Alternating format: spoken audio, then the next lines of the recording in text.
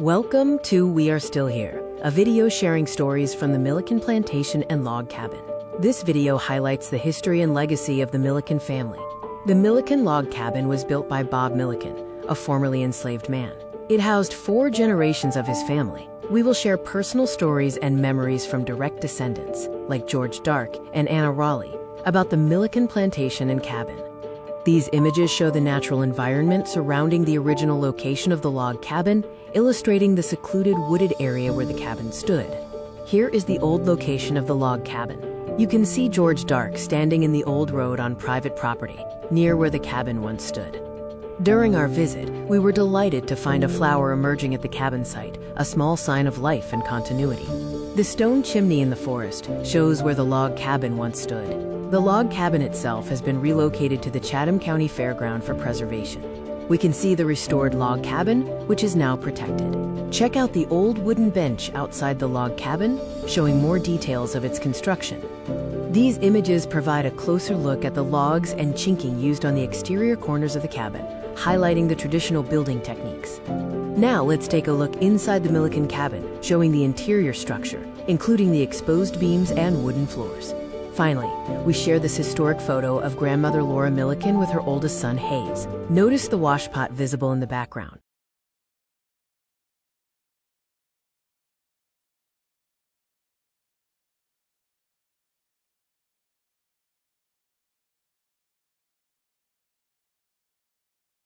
Charlie W. Baldwin Day was observed by the fair on Tuesday, September the 6th, 1977, on the day the Black History Museum was dedicated.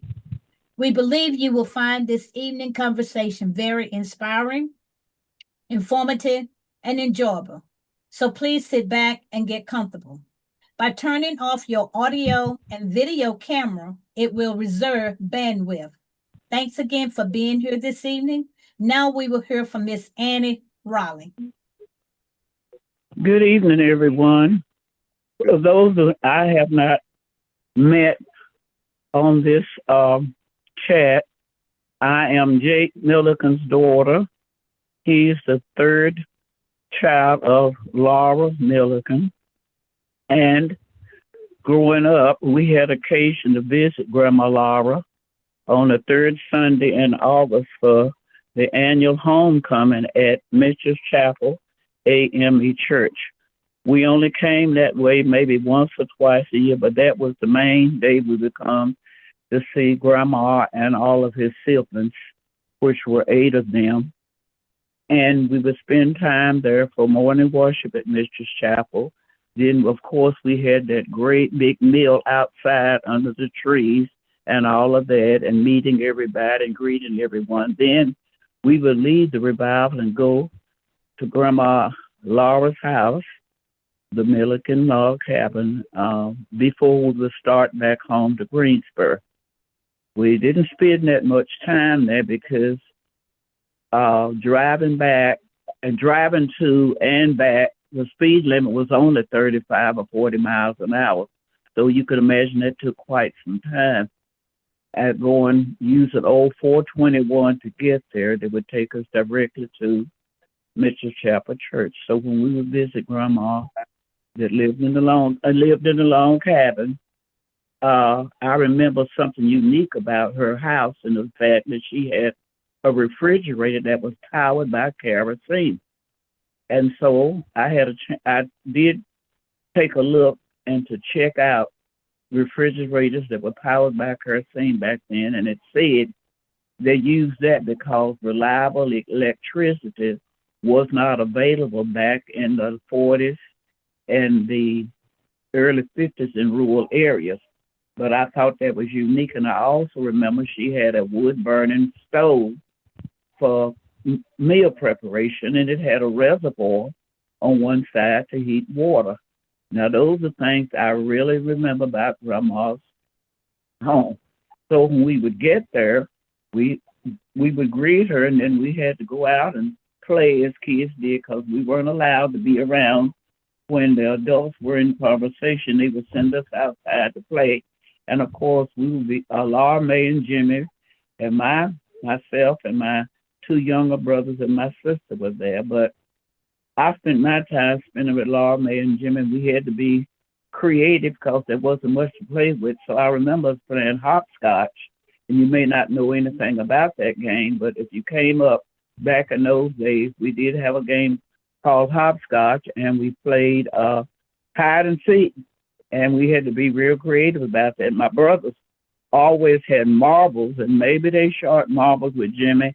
I just don't know, but we would spend about an hour, and then Daddy would put us in the car, and we'd head back home to Greensboro because back in that time we didn't want to be out driving after dark, and we know why that was the case. So that was what I remember about Grandma's log cabin and being visiting them on revival Sunday. There may be other things that come to mind as George is joining us to tell us what he remembers, but thank you for listening. I just thank Miss Nella for the opportunity to allow me to be a part of this.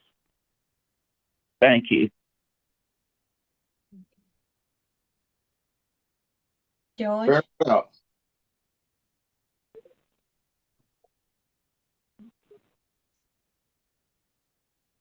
Hello? Yeah, we're waiting on George. Whoa, I was waiting to get introduced. Well, I did introduce you. You didn't say when to come on. That's all right. All right, here we go.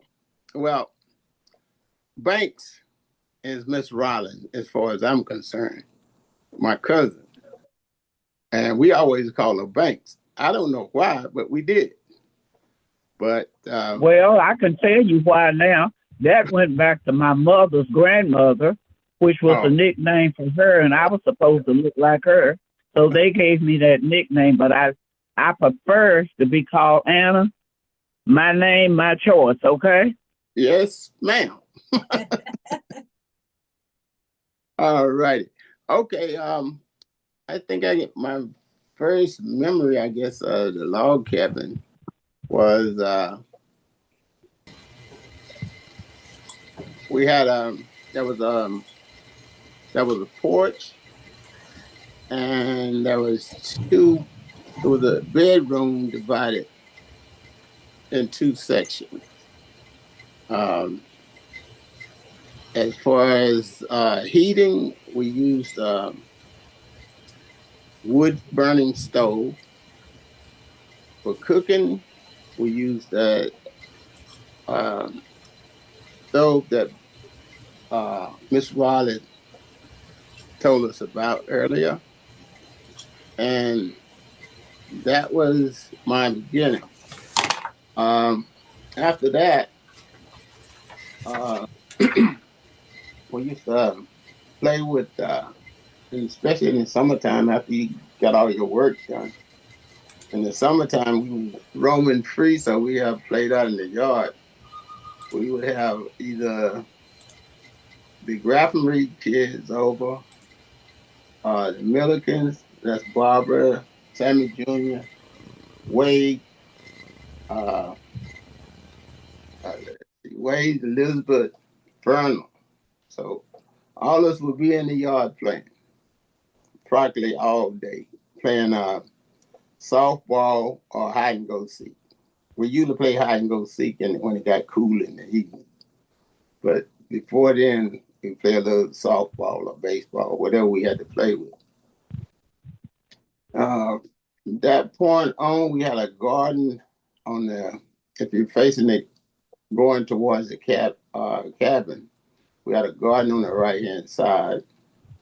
And in the backyard, still on the same side, we had a barn for the cow.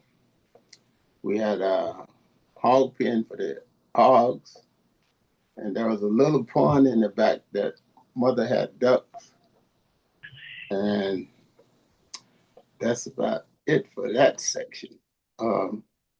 As far as from that point on, I couldn't wait to be able to go up to the second floor because I was small and they wouldn't let me up there until I got older. And when I got older, I was able to go upstairs and sleep on the second floor with my brother Jimmy. uh, that was where the guys slept. And I guess when they built the cabin, they had that in mind for the boys to sleep up there, and the females slept down. Uh, yeah, another thing that brought to mind was we always had to walk to the bus all the way out to Old Lady 7. Uh, we walk over there and when you come back, we walk back. Once you got back, you did your nightly chores, which consist of milking the cow, feeding the hogs, getting wood for grandma to burn in the stove, and a regular wood for a fire burning heater to keep us warm.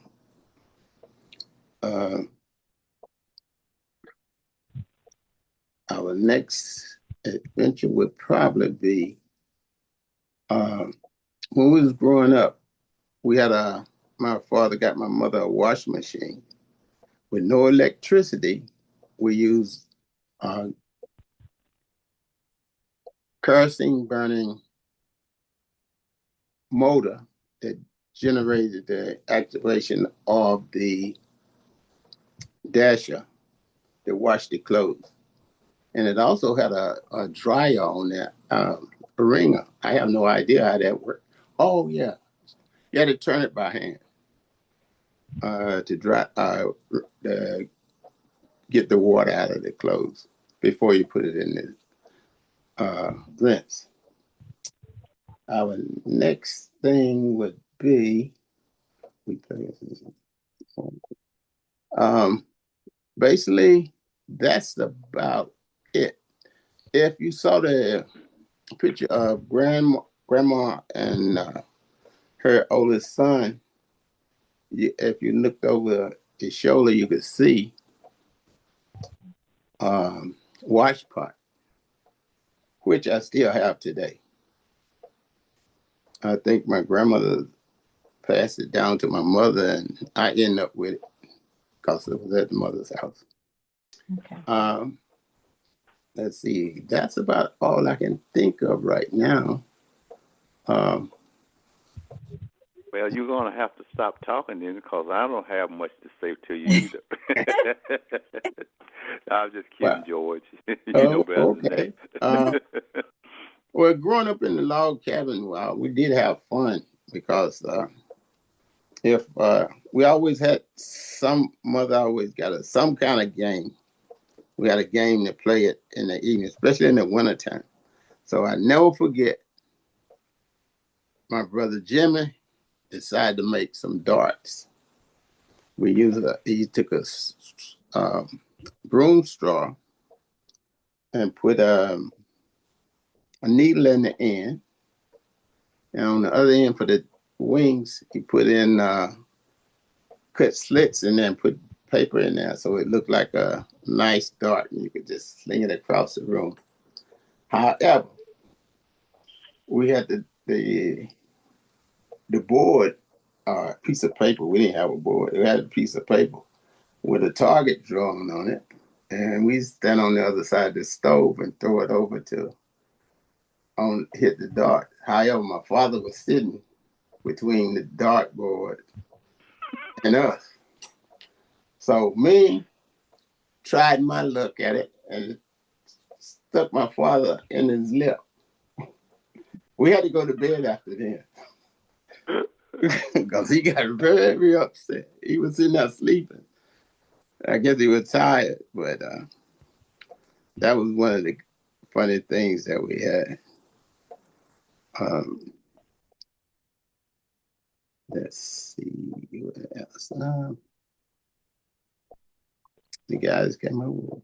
Oh, another thing we used to do in the evening time, especially in the summer months, when maybe JD may be visiting us. That was the Grafton Reed.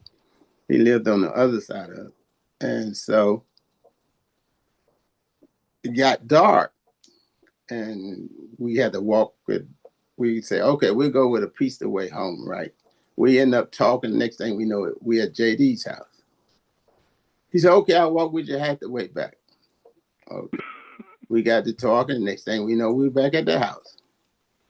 So we just walked half the way and said, "You got to go on your own. We going back because otherwise we've been walking all night."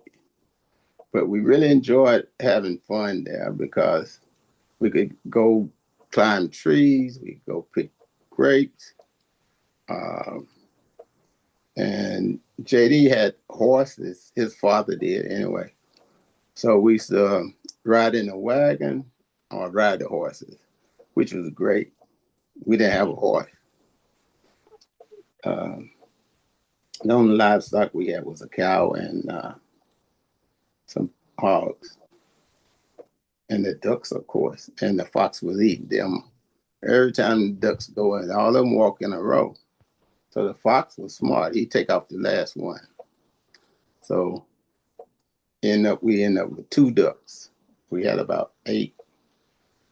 And eventually the fox got them also.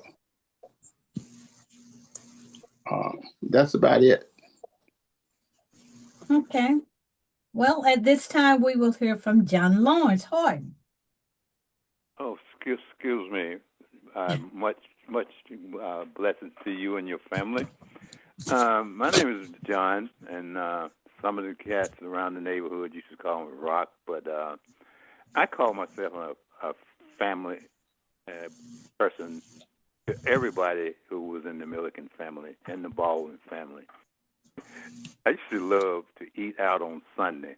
And back in those days, eating out on Sunday means going to somebody's house. Yep. So I went to some houses around, from the Baldwin family up north of on 87, back down to Mr. Charlie and Miss Sarah on that end. Nothing like I could sneak in the Tommy Fernan house, and sometime I'd get lucky, go to George's house. Sometimes I get lucky and go somewhere else. But it was like a pretty good life. You grow up with people that you enjoy being around. And I found out in early life that people that did that loved those people. And George was one of my best friends. Jimmy was one of my best friends. Laura May, Herbert Jr., Patsy. I knew everybody over there in the neighborhood. So that was my joy and my treat to have with those people on my side, I would always say, because I had somebody to talk to run at, shout out loud at, and sometimes meet them at church. I would see them at Mitchell Chapel. Every now and then, somebody from the family would come down to Russell Chapel Church, and that was a really, really, really good session when you had that done. But the main thing that kept me in connection with the family, your family as well as my family, is that this guy older than me, and he used to talk to me like I was a grown guy, I guess, was Mr. Charlie Baldwin, and he was one of my favorite persons. One of the things I liked about Mr. Charlie, he let me drive his truck. My daddy had a truck, but he wouldn't let me get in it and get on the back side of it. But Mr. Charlie would let me drive. But we had a good time, and I would come over and do some work with him, and I ran into George and Roscoe and Jimmy and Herbert Jr. and a whole lot of people that we connected because of Mr. Charlie. Charlie was he just hooked you up with something. If it was not what you need to do in school, what you need to do on the job, everything he had his own way about being nice to you and telling you what you should do. So that being said, he sometimes didn't keep an eye on George and me and Rock. We'd be out there and either stealing. I don't think that was the right word for it, but he had these little pecan trees in his yard, and I got caught 4 or 5 times with them little pecans. They was little bitty, like they wasn't like the big ones. They was little, but you had to eat about 15 or 20 of them to know you ate pecans. So we did that, and some of the boys in high school, like myself and George, and then him, we helped Mr. Charlie turn his produce into his property, not his property, but his livelihood. He taught us how to cut wood. He always would have us give a little dollar or two or here and there to do a little work on the farm.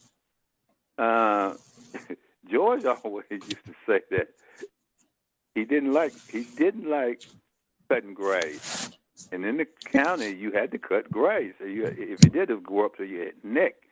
But when you went out to cut them, you had a push lawnmower, not a power lawnmower, but a lawnmower.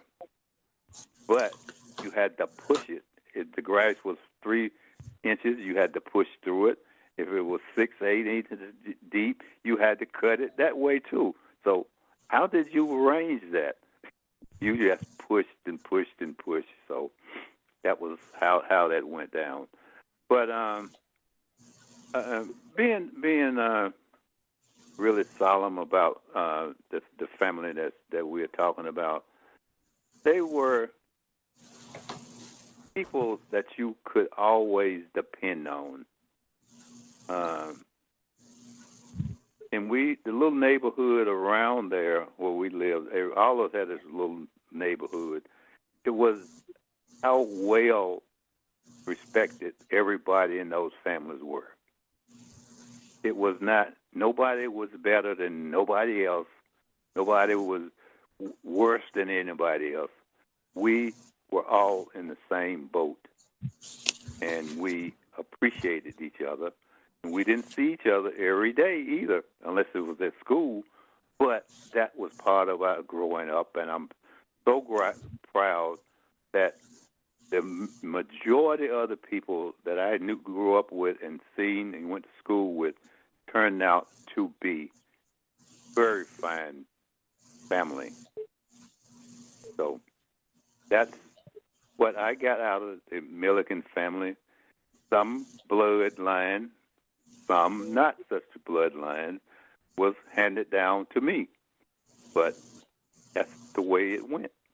And I want to thank all of the family members that I grew up with and chased around and stuff like that. I appreciate you, and I think the world of all of you. So that's about all I can muster at this time, and thank you for your time and my muttering and whatever. So appreciate y'all. Hang in there. Good luck, family, and love you too. Okay, thank you. Miss Raleigh, do you have anything else that you would like to say? Well, thinking back, when we would come visit Grandma, and she was very loving, as my dad was a very loving person too. She'd always want to give a kiss to us before we would leave. And my brothers did not want to get that kiss from Grandma because Grandma used snuff, and they just was not going to do that.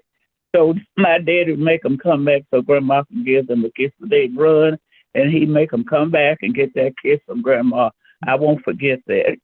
It kind of stood out for me right there.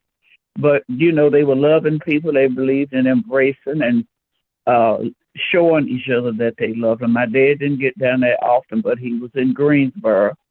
And as often as he could go, sometimes without the family going, he would make his way to see his mother and his family because he had one sister here in Greensboro, and all the rest of the family, I think, kind of stayed there in Chatham County. The oldest one, named Hayes, he left Chatham County and he moved to New Jersey, but he would come and spend time with Dad, and I guess when he could, he would go back and see Grandma. He was the oldest of the 8. Now he's got granddaughters here in Greensboro that I communicate with, a granddaughter and a grandson still living here in Greensboro, and I do communicate with them. So I will share with them all this going on about the Milliken Cabin, and hopefully they will be interested enough to come that way when we have the family reunion.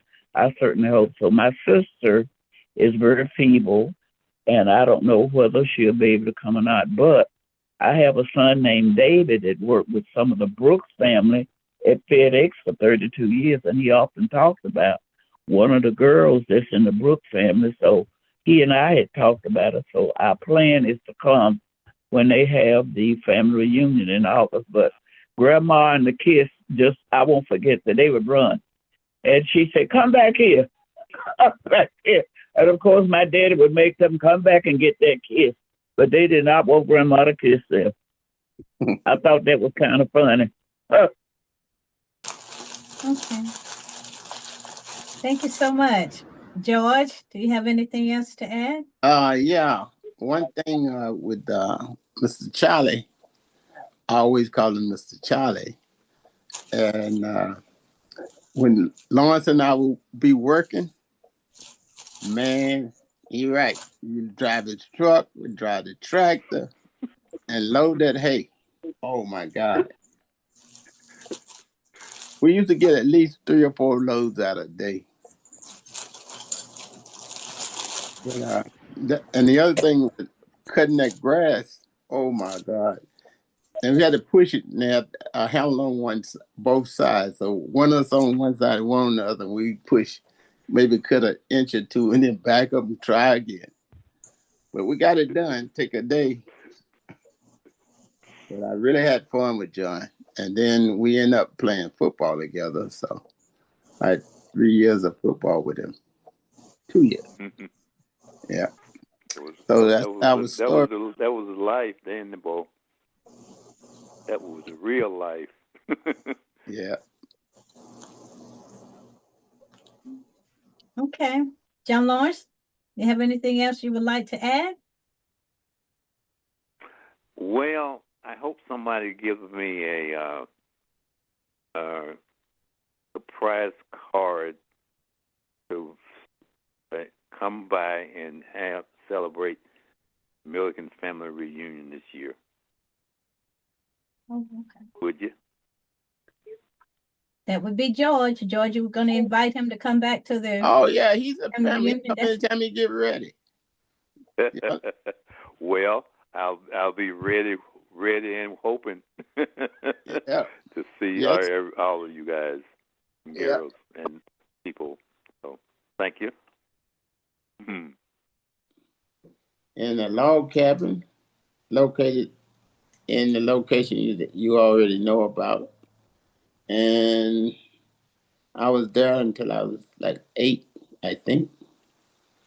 I grew up there, and what I did before I started school, I followed my grandmother around every day, and I learned how to bake when I was like 5.5, 6 years old. I was baking cakes. That's one aspect of my life. The other one is we never was needed anything. We always had plenty of food, toys to play with, and as far as I'm concerned, I had no idea what the log cabin was. Only different was we didn't have lights, and that lights wasn't even offered in that area at the time. So after we moved, we did have lights, but that's it. Everything else remained the status quo. What's next? As far as growing up, after I started the school, we used to play in the yard, and all the neighbors would come around, play with our toys and stuff. And that's how we grew up, sharing everything. If somebody needs something, and we would give it to them or help them get what they needed. Grandma was good about that. She always made sure if you were hungry, come by, she'd make sure you had food to eat. Um, and summer months, we always, yeah, like I said, have people coming over.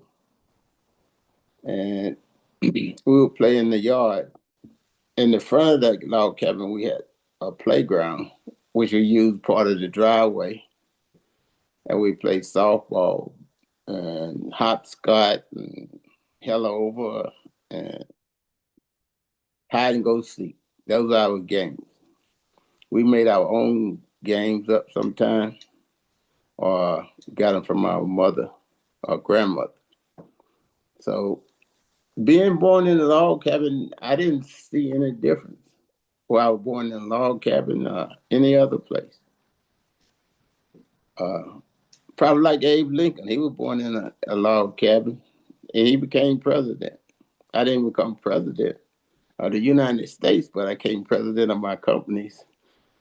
So that's the way it looks. We had a pretty good education at the time. That was one thing. You didn't miss any days out of school. You had to go to school. There was no place else to go. I enjoyed going to school because it gave me something to do.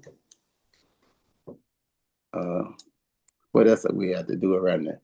The other thing we had to do was provide wood for we had to get two types of wood. One for the kitchen stove, and we had to have wood for the heating heater that was in the basic family room. I would call it the family room because everything else went in there. And that's how the house was heated and the food was prepared by using those two units. The other thing that was unique about it, we had a washing machine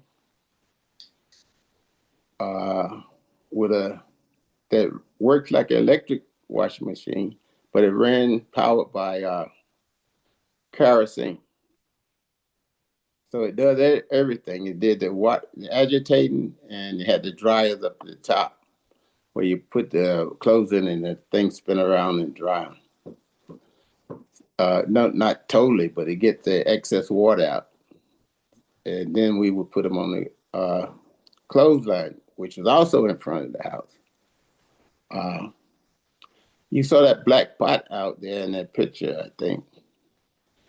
That's what grandmother used to use to boil the clothes, the white clothes, make them white. Then they brought them down to the cabin, put them in the washing machine and washed them and hung them out on the clothesline, which was back out in the front of the house also. So the front of the house was pretty much a work area, and then on the, for washing and drying clothes. And on the right hand side, coming towards the cabin, we had a garden over there, and there was I forgot what kind of tree that was. It was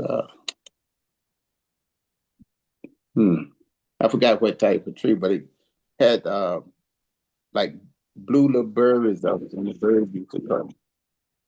They are doing well, this is May and June they used to show up there, lots of them. And sometimes we would have bird pie stew because mother would go out and shoot a couple of them for us. Grandma loved that stuff, boy, I tell you. And what else we did? We had hogs. We had our own cow, so we didn't have to worry about buying milk. We had milk, butter, and we had the pigs that we had meat for the whole season. To the next year, we'd kill another hog or two hogs. It depends on how big they had gotten. So if we had extra meat and stuff, we'd always share it because they didn't have any place to keep it other than the smokehouse. Which that was pretty good, man. The meat didn't spoil in there. They put salt and a whole bunch of stuff on it, put it in a bag. It was just like dried meat, but when you cut it, in the inside was moist. What else we did? We used to, when the guys come over to play with us, we had this thing about, we'll walk with you a piece of the way home. That was what we would say. And we end up walking. Next thing you know, we at the other guy's house. So the guy said, okay, we'll walk with you a piece of the way back. That's JD, the graphic. And Magdalene and Wade and them used to do the same thing, walk a piece of the way. Then we end up walking back and forth. Then we get halfway back to the house and say, oh, we're going home now. It'll be 10 o'clock. It's past bedtime. But that was during the summer months. No flashlight, no learning, just walking by the moonlight. So that was pretty much what we did. If anybody have any questions, I can go into more detail. I can tell you one thing. I couldn't wait till I got old enough to go up to the bedroom where the guys slept. I just couldn't wait. Crawling up the steps, because I was so small, I couldn't even go up the steps. And they wouldn't allow me to go up there until I got older, where I could get on the steps and walk up. But once I got up there, it wasn't all of that. It was just, we had a lot of space up there. And just the two of us at the time, Jimmy and myself. And that's where we spent our nights. What else? I guess that's about it. Anybody have any questions? I'll be more than happy to enlighten you if I can, if I remember. But pretty good memory so far. I'm wondering if you have any family stories, any stories about the Bob who built the log cabin, or any family stories about how you came to be in the log cabin. No, I just was there, I guess, because my grandmother was the person that inherited the house, because her sister moved out and got married. And so she was the last one there, which means that she took control of the house. So her and mom was there. So I guess mom got married and she just stayed with grandma. And that my father and my mother produced our family from there. As far as, I know one thing, Grandpa. I never met him. My great grandfather, I never met him. But from what I was told, he carved each one of those logs and shaved them down by hand back in the day, and it made them fit perfectly in those slots. And from that point, he filled it with red clay, because they didn't, at the point, at that time, I don't even think they had concrete. The only problem with that is some points during the winter, you might lose a little spot here and there, and you have to fill it back up. During the summer months, when you can get some nice clay and it wasn't frozen. And you mix that up to like a paste, put it there, and a couple of hours it's hard like a brick. So that was the only thing I knew about the cabin, per se, as far as maintenance is concerned. And it also had a tin roof, which when it rained, boy, what a beautiful sound. Yeah, it gets a good sleep during that time. That's it for that, as far as I know. About the cabin. Any other details? I don't know. I wasn't privileged to all of that info.